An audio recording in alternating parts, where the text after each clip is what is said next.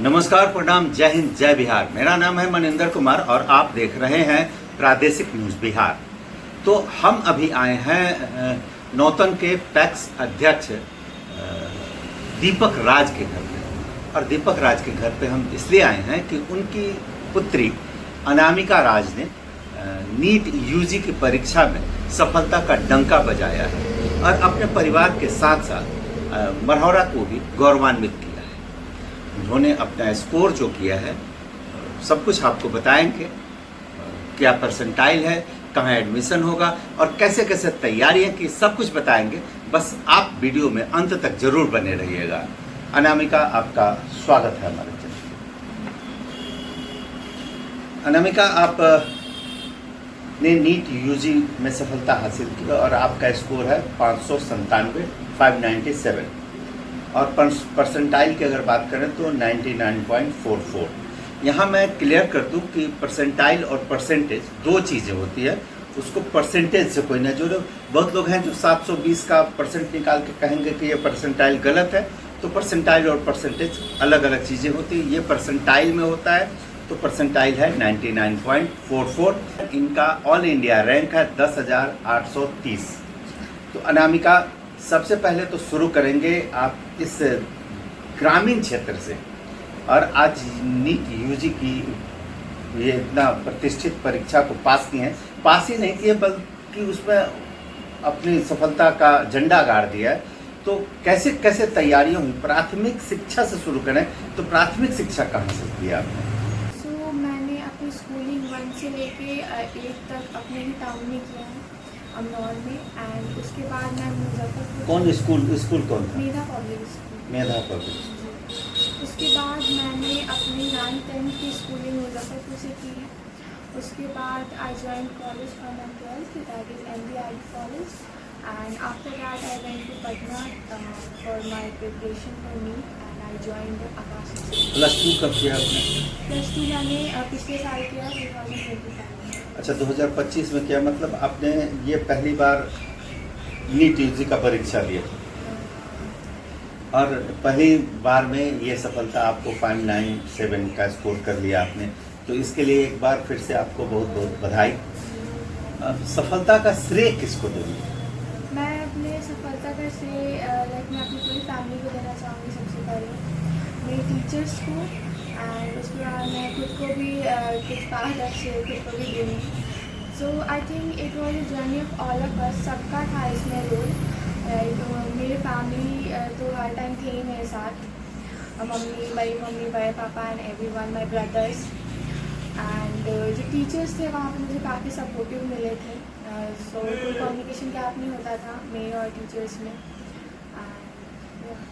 तो बड़े पापा ने आपका बहुत साथ दिया। सुने कि आप बच्ची थी, बहुत छोटी थी, तभी आपके पिता का इंतकाल हो गया था। वहाँ से बड़े पापा ने सब कुछ संभाल लिया।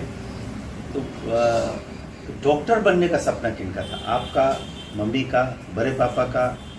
घर पे पेरेंट्स का सपना था डॉक्टर बनने का। इनफैक्ट बड़े पापा मुझे बचपन से ही डॉक्टर बेटी ही बोलते थे। अच्छा। तो मेजरली पेरेंट्स का ही पहले सपना था कि मैं एक डॉक्टर बनूं।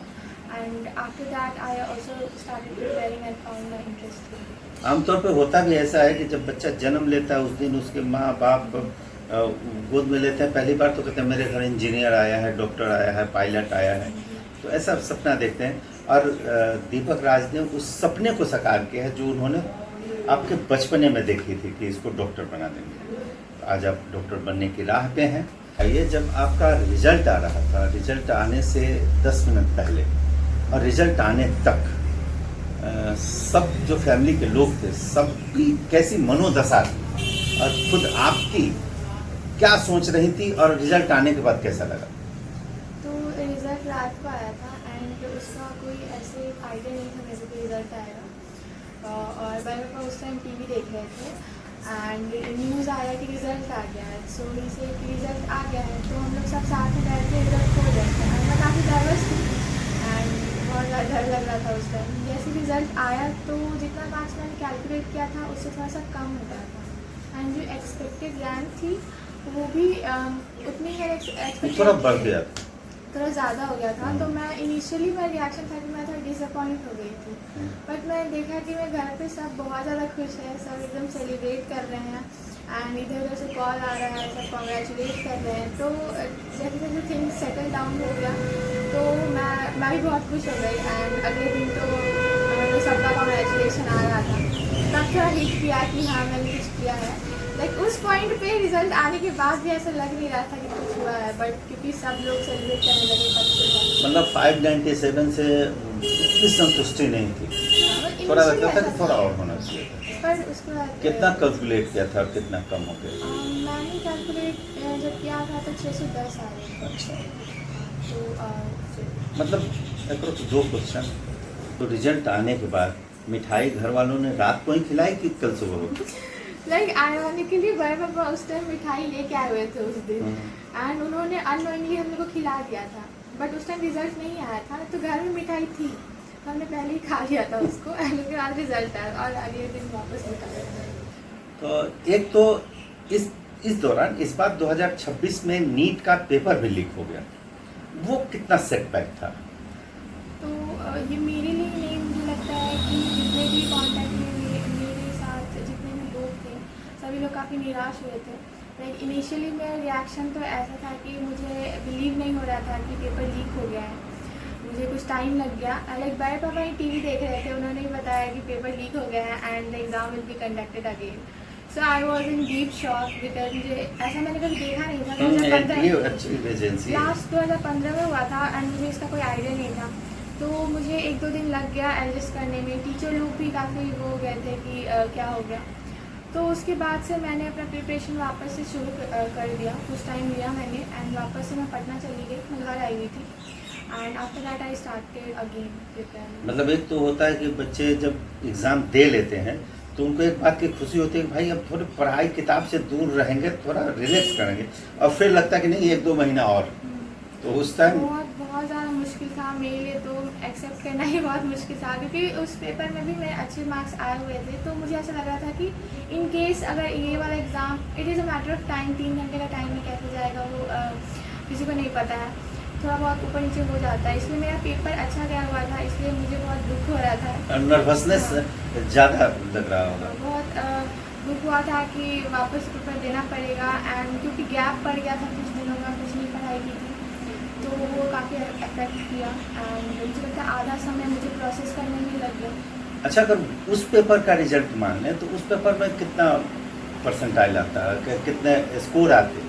स्कोर परसेंटाइल तो कहा नहीं मैंने जा कैलकुलेट किया था, स्कोर मेरे 630 आ रहे थे उस पेपर में।